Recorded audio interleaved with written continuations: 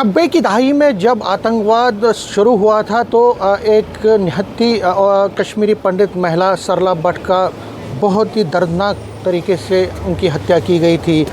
उसके बाद लगातार इंसाफ की गुहार होती रही, लेकिन अब लगता है कि अब इंसाफ उनके परिवार को मिलेगा, क्योंकि एसआई ने जो चार्जशीट दाखिल की है उसमें 5 आतंकवादियों का आइडेंटिफाई किया गया है, जिसमें JKLF के तब के कमांडर यासीन मलिक भी हैं।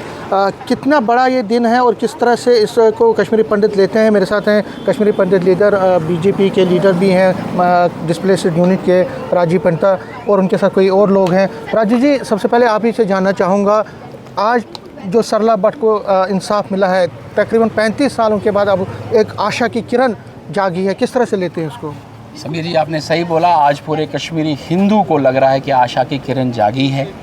अप्रैल 90 में हमारी वीरांगना बहन सरला भट्ट को, जो सिक्किम सोरा में नर्स का काम करती थी, जब वो नीचे आई तो 5 आतंकवादियों ने उसको किडनैप किया। इतने वर्षों में हमें पता ही नहीं था, हमें बताया जाता था पता नहीं अननोन मैन थे, कोई पता नहीं कौन थे, लेकिन आज हमें ये पता लगा है कि वो 5 टेररिस्ट JKLF के थे।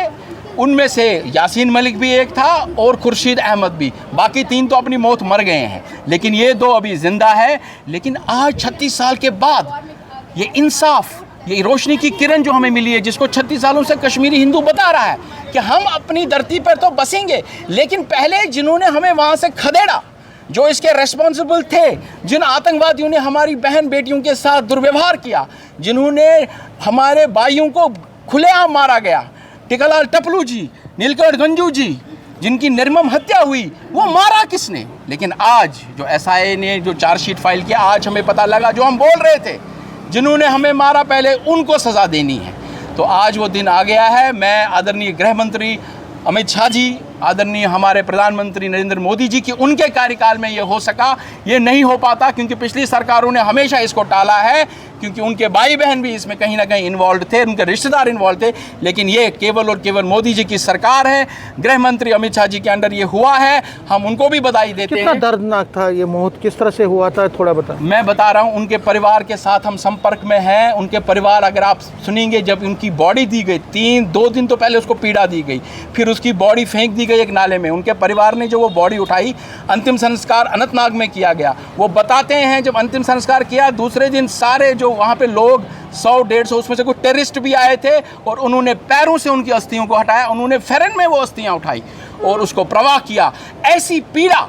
ऐसी पीड़ा उनके परिवार ने और हमने भी झेली है। लेकिन आज आशा की किरण हमें नज़र आ रही है। मैं बधाई देता हूँ SIA को भी, पुलिस एडमिनिस्ट्रेशन को भी, और LG साहब के भी एडमिनिस्ट्रेशन को भी, मोदी जी को भी, और आदरणीय अपने अमित शाह जी को भी। सब बधाई के पात्र है। लेकिन आज जो ये हुआ है, कश्मीरी हिंदू समाज को किरण दिख रही है।